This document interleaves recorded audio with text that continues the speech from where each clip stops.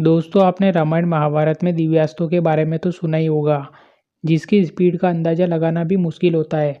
ऐसा ही मुश्किल काम अब भारतीय वैज्ञानिकों ने करके पूरी दुनिया को चौंका दिया।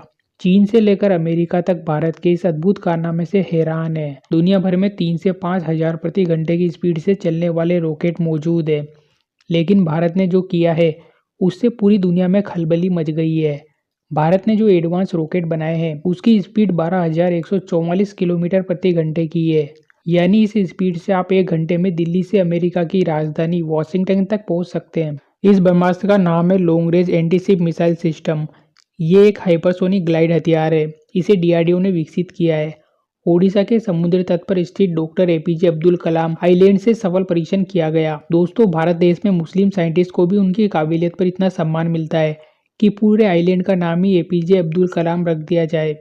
और दूसरी ओर औरंगजेब जैसे कट्टरपंथी के पोस्टर सुलभ शौचालय में लगाए जाते हैं। दोस्तों हमारे होनहार साइंटिस्ट अब्दुल कलाम के लिए एक लाइक तो बनता है। वैसे इस मिसाइल को अभी डीआरडीओ की टीम ने डेवलप किया है। सैल्यूट है उनके टैलेंट को। इस मिसाइल की मारक क्षमता 1500 किलोमीटर है।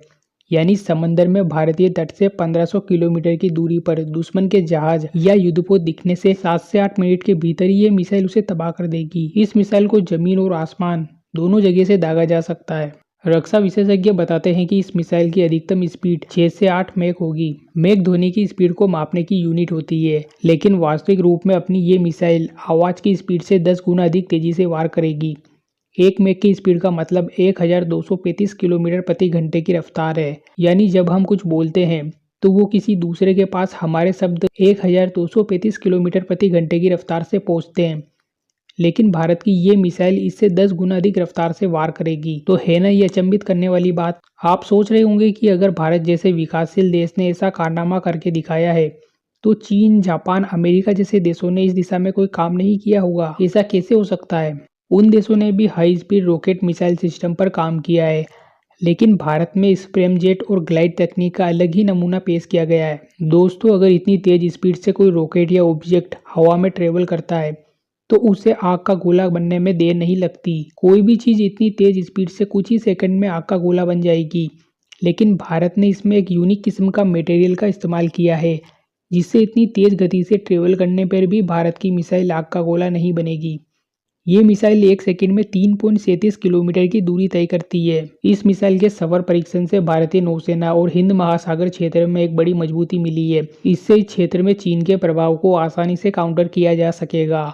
हाइपरसोनिक स्पीड वाली इस मिसाइल से भारत समुद्र में घुसपैठ करने वाले दुश्मन के जहाजों, युद्धपोतों और बेड़ों को मिनटों में तबाह करने की हैसियत रखता है। ये समझ लो अगर पाकिस्तान कराची बंदरगाह से भारत को निशाना बनाने के लिए आगे बढ़ रहा है तो भारत मुंबई तट से मिसाइल दागकर सिर्फ 4 से 5 मिनट में ही उसे तबाह कर देगा। समंदर में भारत को 2 देशों चीन और पाकिस्तान से सबसे ज्यादा चुनौती मिलती है। चीन के पास ऐसी ही एक मिसाइल है DF-17।